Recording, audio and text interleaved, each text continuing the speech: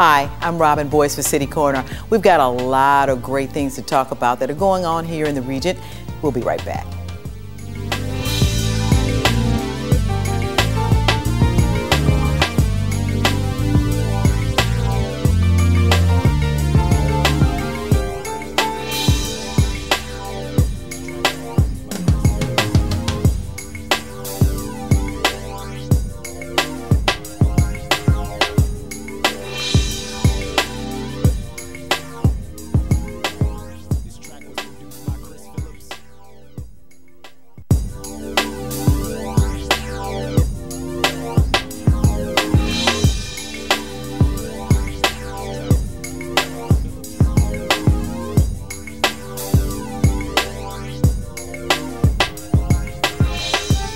Back in the studios here, I'm Robin Boyce for City Corner, and with me today is Mr. Korey Johnson, who is the head executive CEO of the Korey Foundation, or the Korey Johnson Foundation. And Korey, I really want to thank you so much for coming into the studio and talking with us today about your foundation and what you do. I found it unusual that you teach kids how to play pool. Yes, ma'am. And billiards. And this is a game that you felt like young people in North County needed to have some kind of lift in learning how to do some things differently. But the kids learn some things when they get a chance to learn how to play billiards with it. Yes, actually, the POOL program is actually an acronym for Providing Opportunities Otherwise Lost. We teach kids life lessons through billiards, and life lessons such as core words such as, let's say, determination is one of the words we teach. Self-confidence, respect, responsibility. These words are incorporated and actually used in the game of pool, actually, so they can actually go home and use them too. So it's more so just the life lesson part. Now the actual pool part is actually taught by a guy named Jeff DeKemper. He's actually a partner of mine. He actually teaches them the actual pool part. I'm more so focusing on the life lessons part of this, actually to incorporate the two. Okay, so your partner teaches the billiards and teaches the kids how to angle to get the ball in the pocket and that kind of thing. So life lessons with angling and tell us what you teach the kids. Well, the life lesson part, because of course you have to be self-confident. You know, when you're shooting pool, when you're playing pool against an opponent, you have to be confident you're going to win. You know, you're going to have to need these things in order to feel like, hey, I can take this on, I can beat this guy, you know, or determination. You're determined to make this shot, you know. You're determined in life to do whatever it is that you want to do, such as one child told me last week, that he wanted to become a police officer. Wow. Yeah. And was that a result of being involved with you guys? Yes. You think that that was something he probably didn't want to do, or he probably didn't have in mind until he got with your organization? I think he probably had it in mind, but I think he felt more the need to actually use it when I gave him a word to use, such as determination. Wow. So he was determined. He said, I'm determined to become a police officer. Wow. So this is a movement in the right direction with reference to making sure our young people, and we're talking ages what? Ages from 6 to 18.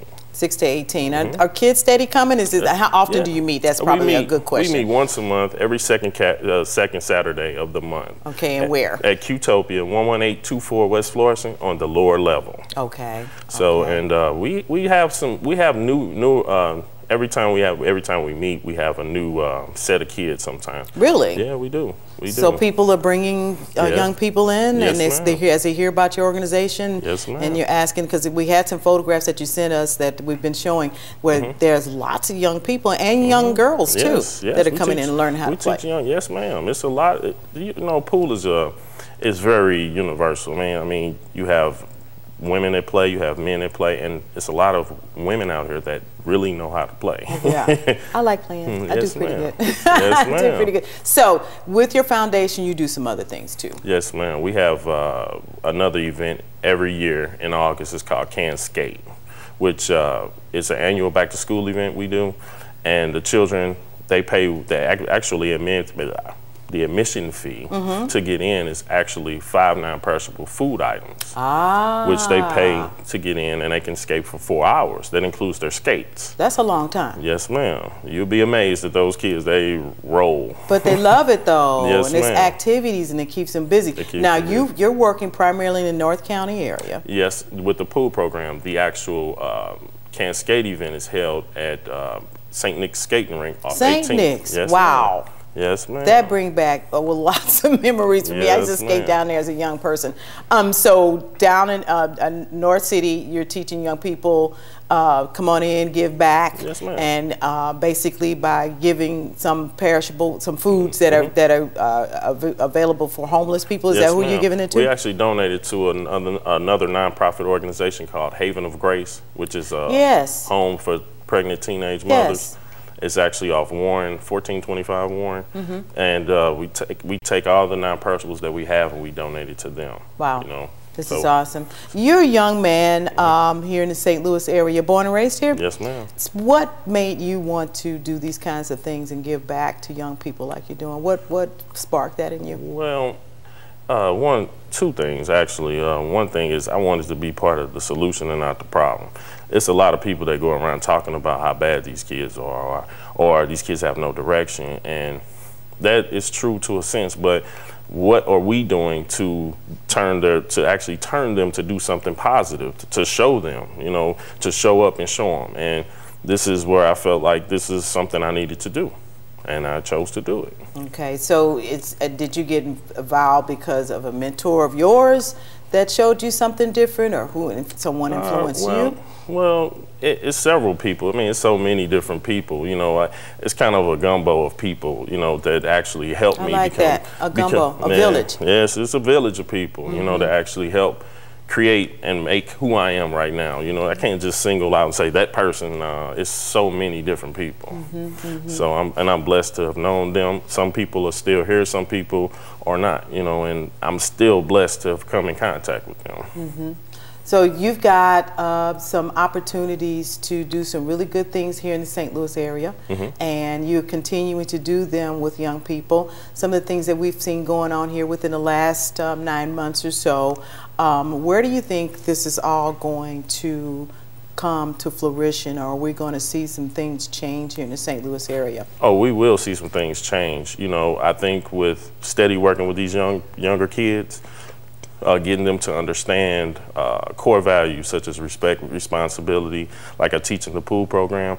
I believe that once we instill these values in them, we're going to actually see a big change come. And I really believe that. Do we need more organizations to do what you're doing, or are there organizations out here that are doing the things that you're doing, but young people are not going, parents are not getting them there? What are you seeing? I'm seeing the parent involvement, you know, the parents getting the children there. Once the children are there, they are totally committed. Kids generally want something to do, right? Yes, they're totally committed. It's just sometimes due to situations that may be going on at home, the parents may not be able to get them there, or because of work, or anything. Right. And I think sometimes that when that happens, the kid kind of falls behind, or the kid doesn't necessarily get that attention, or maybe around that social environment that they may need in order to succeed. And I think that sometimes that's the problem. But I think it's not, it is a lot of organizations out here, and it's a lot of organizations doing a lot of great things. I just believe that it's the parents have to get more involved into it and make it a priority versus an option.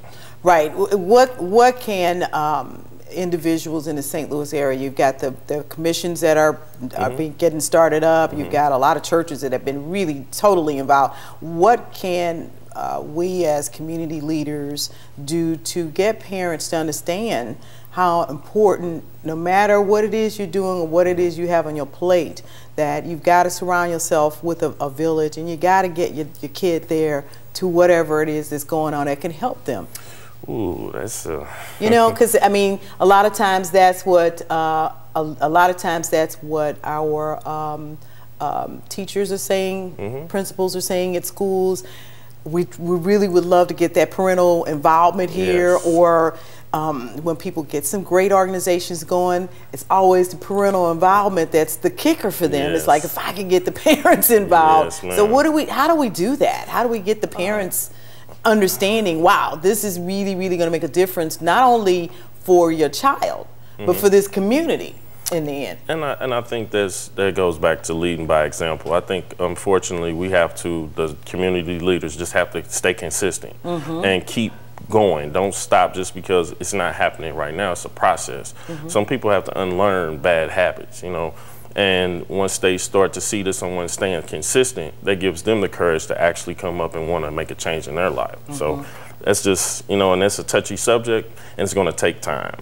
Okay, so it is going to take time to really get parents to some parents to really to understand that there are some steps here that you're really going to have to take to come up to the plate to get this young person really involved, or get this young person in the right place. Yes, ma'am. So, but are you seeing a lot more involvement since August 9th, when Michael Brown was killed, and the protesters have come out and have basically said, look, we want change, and they've been young people like yourselves and younger who have come out and said, we've got to do something different here. Are you seeing some changes that are coming forth, and people trying to make a difference? Oh yeah, I see a lot of change. I see a lot of people stepping up to the plate. I see a lot of people's mind, they're changing. You know, they're changing for the better. They're seeing things different. They want to get involved. There's a lot of parents that do want to get involved, but it's a lot of parents still on the fence. They're kind of scared. They don't know what to do. They don't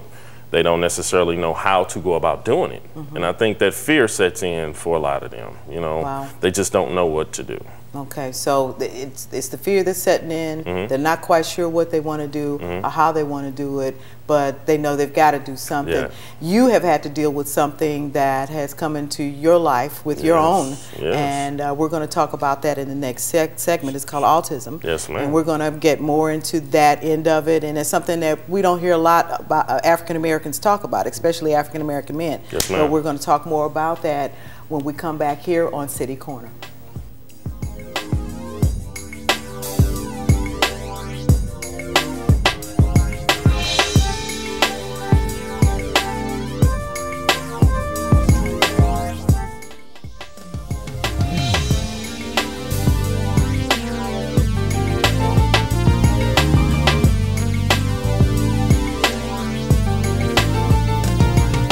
Welcome back to City Corner. I'm Robin Boyce, and in the studios with me is Mr. Korey Johnson, and he's continuing to talk with me a little bit about other issues that he's been dealing with as a individual who's a parent as well, taking care of a young person in his life, his son, with autism. Yes, ma'am. Autism is something that you generally, when it comes to African Americans, you don't see a lot of discussions about. You don't see them in the public service announcement commercials. Black kids who may have autism, it's not something that's discussed readily in the African American community. First off, what is autism? Autism, they call it ASD. It's called Autism Spectrum Disorder. It has to deal with motor skills, cognitive abilities, and speech. You know, it affects all these things. And, you know, with a child with autism, you know, of course, the next question is going to be, how do you know? Right. You know, you don't really know until, I would say, maybe 1 or 2 years old. You start seeing your child do different things. And what I mean by different, the way they look, they more so when you're talking to them, they're looking more so to the sky. The hand gestures, the screaming, I wouldn't say necessarily screaming, the tone in which they use, the way they look at objects, they kind of play with themselves. Once they started walking, they kind of run back and forth a little bit maybe, but they always run on their tippy toes. These are clear-cut signs of something's not right. Now, a parent having a child and seeing these kinds of symptoms might think that's something else and be very frustrated about what's going on with their baby. So, okay, this happened to you. How did you feel as a father when this diagnosis was given to you? When this diagnosis was given to me, I knew initially that something wasn't quite right, but I thought maybe he would grow out of it. And as a parent, you go through denial because this is not an allergy. No. That some medicine can be given to this child, No, and the symptoms will go away. No, not at all. It's not something that they can give your child and all of a sudden it's better. No, it's it takes years and years and years of occupational therapy, physical therapy, speech therapy. You know, it takes a lot. So there is help? Yeah, there is help. You have, well, what I went through when I initially found out is that I went to his routine doctor's visit and I talked to his doctor about it. And I was telling her that, you know, hey, my son's not talking, you know, not expressing himself the way a normal 3-year-old would. I have a friend whose son almost can have a conversation with you, but my son is still kind of, he's not talking. I'm not able to understand what he's saying. The pitch and the sound of when he tries to is a high-pitched sound. And she was more so concerned also because she had just seen him in May. So she told me that I needed to go and have it's a screening that they do on children. It's called, what is it called? I'll skip that, but it's an actual screening that they actually do on children, and it's offered through every school district. Okay. You know, you can actually go and they will actually do it for you. Unfortunately, at the time, I had to go through Ferguson Florissant School District, which is a different type of test, but it's the same exact thing. And we went and had the test done on him. And at that time, you know, Korey, they discovered he had a developmental delay. Okay. So at this point in time, you know, it was kind of like, well, okay, well, they actually put him into a summer program. So you thinking learning disabilities and disability. Not autism. Okay. Yeah, I was thinking that at first, you know, I was kind of concerned. They were like, okay, well, we can work with him and see where he's going to go with it.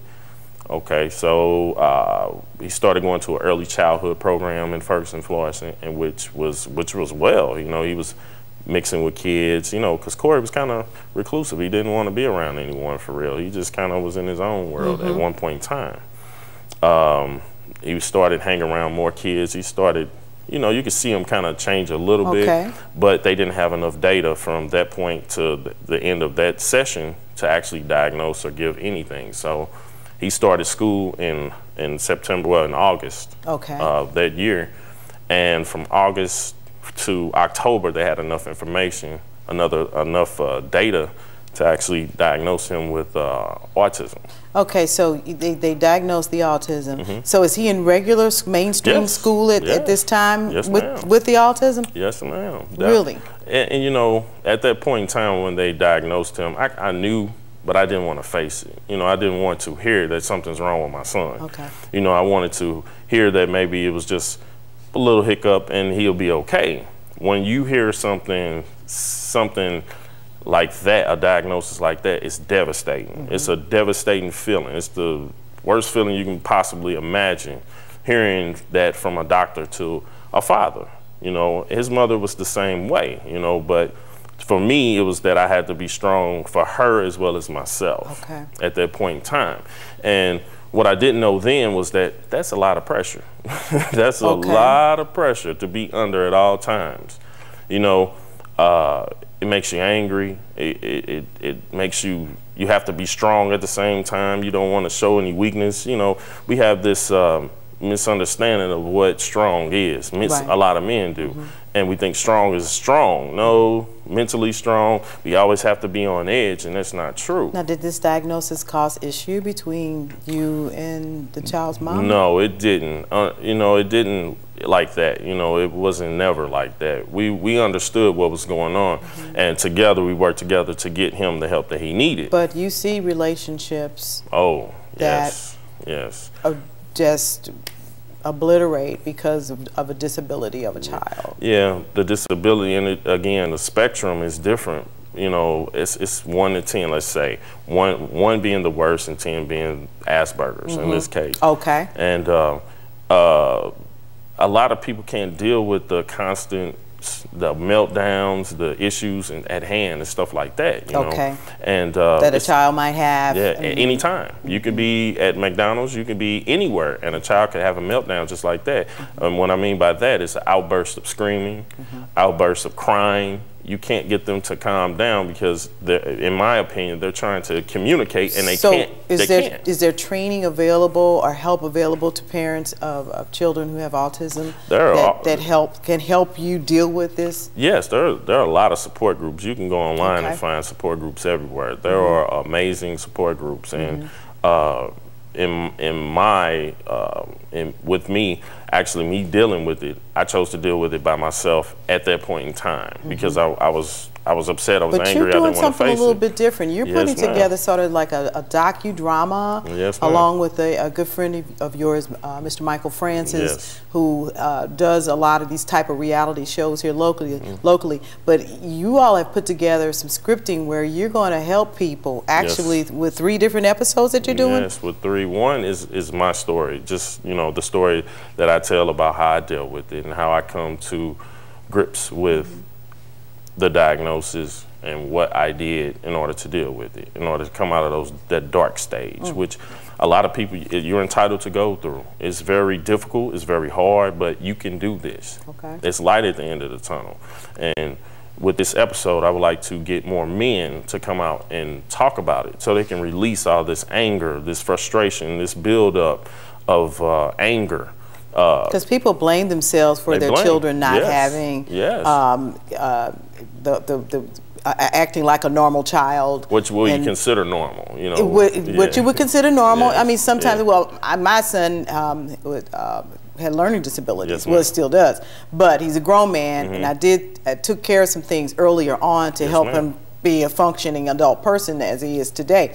But bottom line to it, there was some guilt and some things that were going on that I thought I might have done. So you're talking about talking with people who think that it was my fault, I did something wrong before I had this child, you know. And you go through it. Yeah, of course, I thought about it too. You know, his mom thought about it.